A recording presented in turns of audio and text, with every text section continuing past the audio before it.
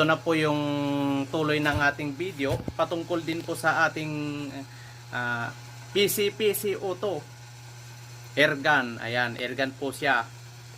So nakikita ninyo na tapos na ang ating airgun. Ayun, meron na tayong sling, bat. So itong airgun na ginawa ko, katulad din po ng 6 years old na ating alcohol gun na removable bat po siya. Ayan, removable bat din po ito para pwede siyang itago sa 70 cm po na bag. Ayun, so pwede po siya sa pang hand carry po. Kahit saan nyo pupunta, pwede nyong dalhin. Kaya para hindi po siya masyadong mahaba. Ayun. Ito na po. Yan na po yung ating gagamitin. So, ang kagandahan po ng aking ginawa sa oras na ito o sa mga nagdaang araw ay multi-purpose po siya. Pwede siya sa PCP, pwede rin sa CO2. Ayun. Kaya double purpose siya, pang CO2, pang PCP. Ayun. Pwede siyang kargahan ng up to 1,500 PSI sa kanyang air tank. So ang kinakarga ko lamang po dito ay 1,000 muna para safe at hindi po delikado. Ayun. So kung gusto nyo naman ng CO2 at wala kayong hand pump, CO2 lang yung gagamitin ko o kaya gagamitin nyo, is pwede rin po ito. Tatanggalin ko lamang itong quick fill nya para makargahan ko siya ng CO2. So ito na yung gagamitin kong pump. So hand pump lang muna yung gagamitin ko kasi wala akong CO2 tank. So up to 4,000 PSI lamang po o kaya 3,000 3,000 PSI lamang po yung kaya ng ating air pump. Ayan, hand pump. Meron na tayong hand pump para sa ating PCP. So ang kagandahan po niyan ay bombahan mo lang, hindi mo na kailangan magpa-refill ng hangin, unlike dun po sa mga CO2. Ayun. So ngayon i-assemble ko na itong ating airgun.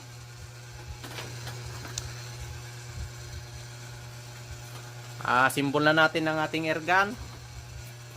Ayan, assemble na. Ngayon i-assemble na natin ito. Oh, yun. So una, ilalagay muna natin ang kanyang bat. So wala pa akong tornilyo para dito. So tutornilyohan ko po ito para hindi po matanggal. Ngayon, ilalagay naman natin itong sling. And then gagamit tayo ng strap. Gagamit ako ng strap para maitali ko lang yung sling. So ganyan lang muna. Pagpasensyahan ninyo. So yun lamang. And then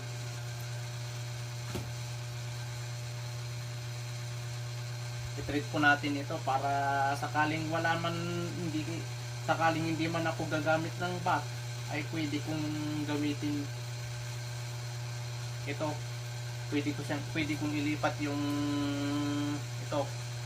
itong hook niya dito.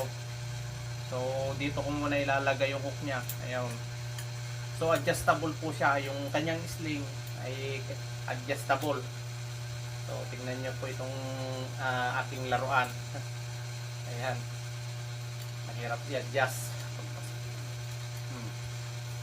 Ayan, pwede siyang pahabain. So ganito po siya. Ayan. And then salamat na lang kay Lazada, binigyan tayo ng scoop. Ayan, nag-order na po ako ng scoop para dito po sa ating airgun.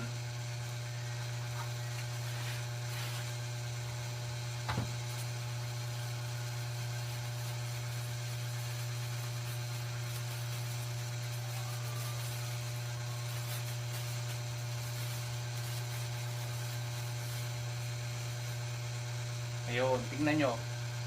Oh. Nilagyan ko siya ng ganito para pwede siyang kabitan ng scoop. Yan ang kagandahan.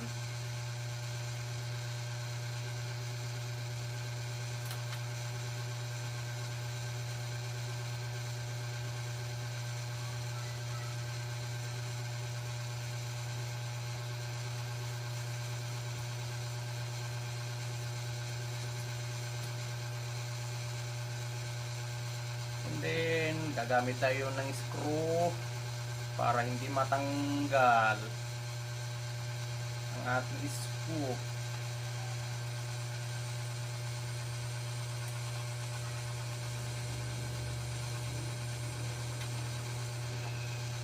Ayan, ganito na yung kanyang magiging itsura. Oh, meron na tayong sniper.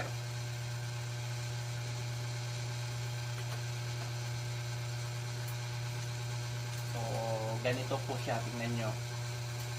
Ayan.